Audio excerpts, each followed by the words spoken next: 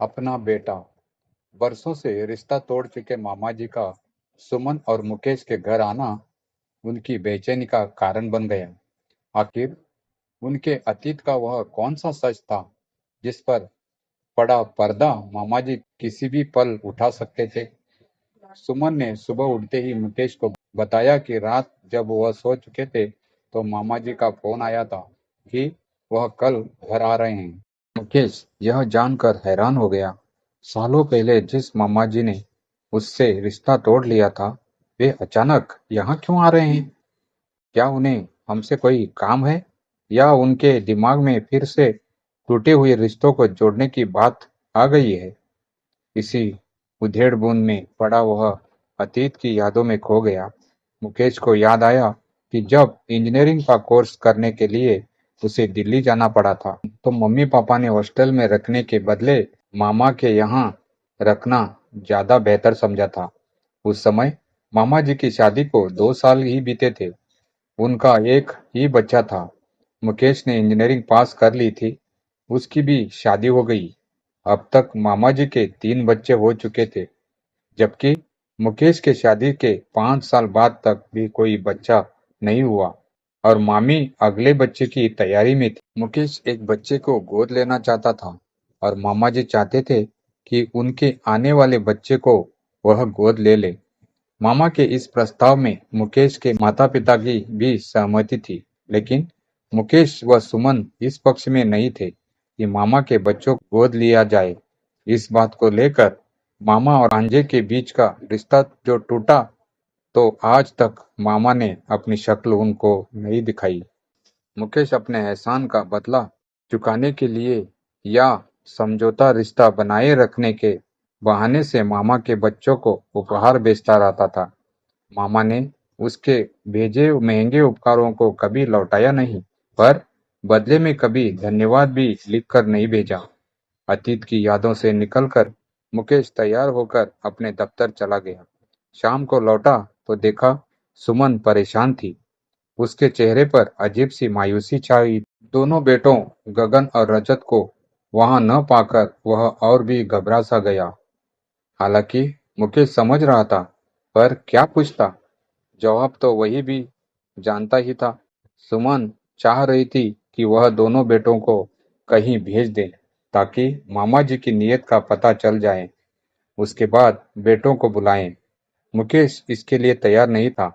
उसका मानना था कि बच्चे जवान हो रहे हैं, उनसे किसी बात को छिपाया नहीं जाना चाहिए।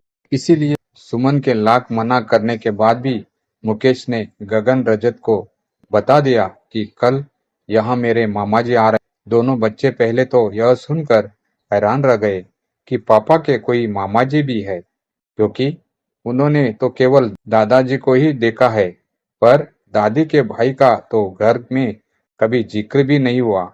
सुमन ने सबको प्लेटों में आइसक्रीम पकड़ा दी। उसके बाद मामा जी ने दोनों बच्चों से पूछना शुरू किया कि कौन सी क्लास में पढ़ते हो, क्या क्या पढ़ते हो, किस स्कूल में पढ़ने जाते हो, कहाँ क्या क्या खाते हो। बस मामा जी, अब आप आराम कर लें, सुमन ने उठते हुए कहा। गगन रजत, तुम दोनों कपड़े बदल लो, मैं तुम्हारे कमरे में ही खाना लेकर आती हूँ। मामा जी, आप अभी रहेंगे ना हमारे साथ? गगन ने उठते उठते पूछा। हाँ, 3-4 दिन तो रहूंगा ही। सुमन के साथ गगन और रजत अपने बेडरूम की तरफ बढ़े। सुमन रसोई में जाने लगी तो मामा जी ने मुकेश से कहा, गगन कोई अडॉप्ट किया था ना तुमने? मुकेश सकपका गया। दोनों में देखने पर बिल्कुल नहीं लगता कि इनमें एक गोद लिया है। मामा जी ने फिर बात दोहराई थी। मामा जी, यह क्या बोल रहे हैं? मुकेश ने हैरत से मामा जी को देखा। आपको ऐसा नहीं बोलना चाहिए, वह भी बच्चों के सामने। बच्चे मामा जी की बात सुनकर रुक गए थे। सुमन के चेहरे पर हवाइयां उड़ रही थी। गगन तो सन्न ही रह गया। रजत को जैसे होश सा आ गया। मम्मी, मामा जी किसकी बात कर रहे हैं? कौन गोद लिया है? सुमन तो मानो भूत सी खड़ी रह गई थी। सालों पहले कहे गए मामा जी के शब्द गैर गैर होते हैं, अपने अपने, मैं ऐसा साबित कर दूंगा। उसकी समझ में अब आ रहे थे। इतने सालों बाद मामा जी इसीलिए मेरे घर आए हैं कि मेरा बसाया बसाया संसार उजाड़ दें। गगन तभी तक खामोश मामाजी को देख ही रहा था। सुमन को जैसे होश आया हो। कुछ नहीं बेटे, किसी और गगन की बात कर रहे हैं। तुम अपने कमरे में जाओ। मुकेश के पांव जड़ हो रहे थे। अरे सुमन बेटे, तुमने गगन को बताया नहीं कि इसको तुम अनाथ आश्रम से ले आई थी, उसके बाद रजत पैदा हुआ था। मामाजी रस में मुस्कान के साथ बोले। यह क्या कह रहे हैं मामा जी? मुकेश विचलित हुए बोला। देखो मुकेश, आज नहीं तो कल किसी न किसी तरह गगन को सच का पता चल ही जाएगा। तो फिर तुम क्यों छुपा रहे हो इसको? गगन जहां खड़ा था वहीं भूत की तरह खड़ा रहा, पर उसकी आंखें भर आई क्योंकि मम्मी पापा भी मामा जी को चुप कराने की कोशिश कर रहे थे। यानी वह जो कुछ कह रहे हैं वह सच। रजत हैरान परेशान सबको देख रहा था। गगन पलट कर अपने बेडरूम में चला गया। रजत उसके पीछे पीछे चला आया। पूरे घर का माहौल पल भर में बदल गया था। कपड़े बदल कर गगन सो गया। उसने खाना भी नहीं खाया। मम्मी, गगन रोए जा रहे हैं। आज वह दोस्तों से मिलने भी नहीं गया। पहले कह रहा था कि मुझे एक पेपर लेने जाना है। सुमन की हिम्मत हुई नहीं गगन से कुछ भी पूछे। रात के खाने के लिए सुमन ने ही नहीं चाहा कि गगन व रजत मामा जी के पास बैठकर खाना खाए। मामा जी टीवी देखने में मस्त थे।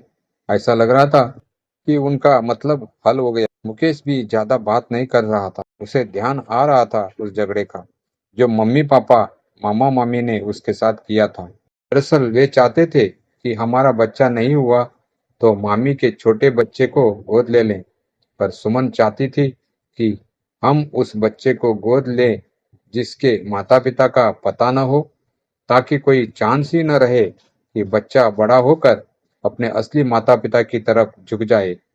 वह यह भी चाहती थी कि जिसे वह गोद ले वह बच्चा उसे ही अपनी माँ समझे। मुकेश यह भी समझ रहा था कि मामा जी की नजर उसके और सुमन के पैसों पर थी। उन्हें लग रहा था कि उनका एक बच्चा भी अगर मेरे घर आ गया तो बाकी के परिवार का मेरे घर पर अपने आप हक हो जाए। उसे आज भी याद है जब मामा जी की हर चाल नाकाम रही तो खींचकर वह चिल्ला पड़े थे।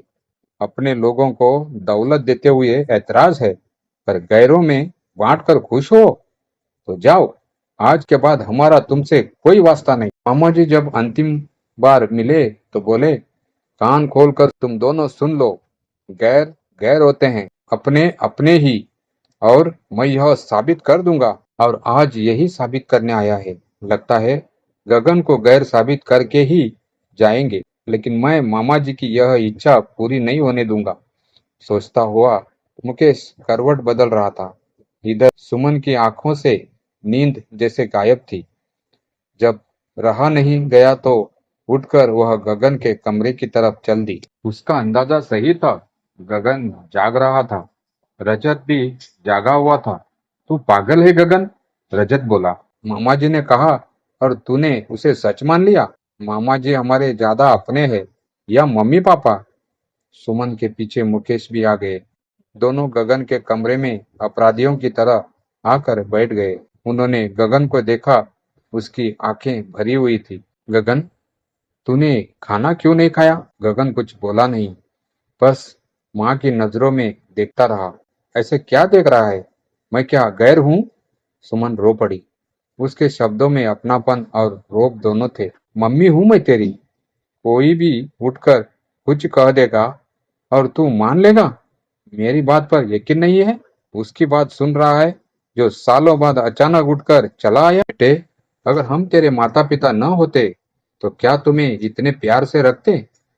क्या तुम्हें कभी महसूस हुआ कि हमने तुम्हें रजत से कम चाहा है? सुमन के आंसू रुक ही नहीं रहे थे। फिर मुकेश की तरफ देखकर बोली, तुम्हारे मामा को किसी बात का बस्ता घर देख खुशी नहीं होती। कभी कहीं भी उल्टी सीधी बातें बोलने लगते हैं।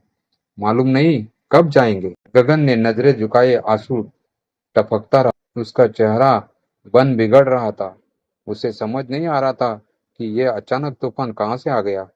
कभी सपने में भी नहीं सोचा था कि जीवन में इस तरह के किसी तूफान का सामना करना पड़ेगा। बेटे, मैं कभी तुम्हें नहीं बताता, पर आज स्थिति ऐसी है कि बताना ही पड़ेगा, मुकेश ने कहा। अगर हम तुम्हें पराया जानते तो मैं अपनी वसीयत में सारी प्रॉपर्टी, बैंक बैलेंस, सब कुछ तुम तीनों के नाम न करता, और मैंने भी अपनी वसीयत में अपने हिस्से की सारी प्रॉपर्टी तुम दोनों के नाम ही कर दी है, ताकि कभी भी झगड़ा ना हो सके। हमारे किसी बेटे का अगर कभी दिल बदल भी जाए तो कानूनी फैसला न बदले। सुमन बोली, तुम मामा जी के बातों पर ध्यान मत दो बेटे।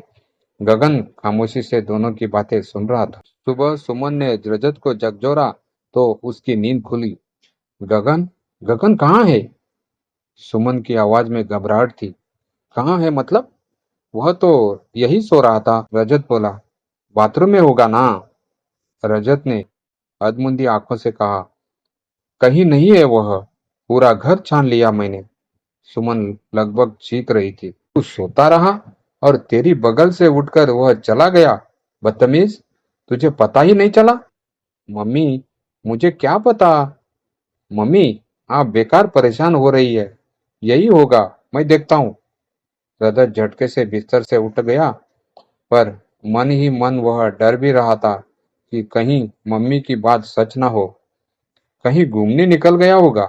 आज रविवार जो है, आ जाएगा। मुकेश ने सुमन को बहलाया, पर वह जानता था कि वह खुद से भी झूठ बोलकर तसल्ली दे रहा है।